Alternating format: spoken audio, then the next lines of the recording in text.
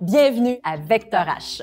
Aujourd'hui, à l'émission, on se pose la question... Je suis un échec. Ah, j'ai dit, c'est vous, le gros E, échec que j'ai vu déambuler sur la rue.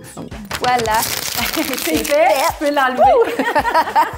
On était tous au travail, puis on s'était fait dire justement, ben demain, vous rentrez pas tous à la maison. Donc, c'est sûr que c'est une...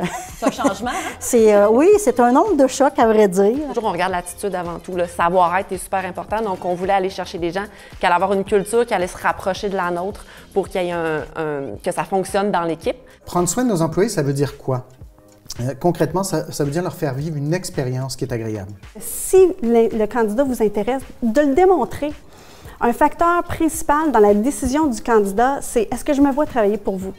Donc, dans l'entrevue, soyez chaleureux, soyez inspirant, mais soyez vrai aussi. Des quelques petits indices de compétences, mais c'est 90% attitude. Préposer manège, bien, on ne va pas le mettre à opérer un manège à 15 ans tout seul, sans formation, avec des clients à l'intérieur. Effectivement. Donc, il va avoir des formations techniques. Mais j'ai découvert que ces gens-là, il y avait des bonnes idées.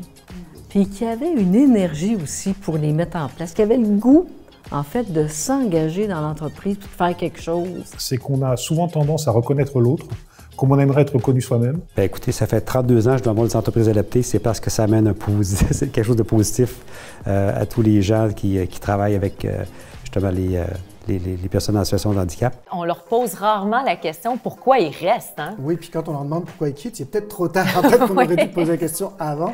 Est-ce que tu leur fais faire une chanson? Non. Non? OK. Non, mais pas loin. C'est super important pour une personne de ressources humaines d'être balancée puis d'utiliser les deux côtés, là. Donc, le côté plus yin, là, qui est le côté relation, et avec le côté yang, qui est le côté chiffre. J'espère qu'on vous a bien outillé. À vous de jouer.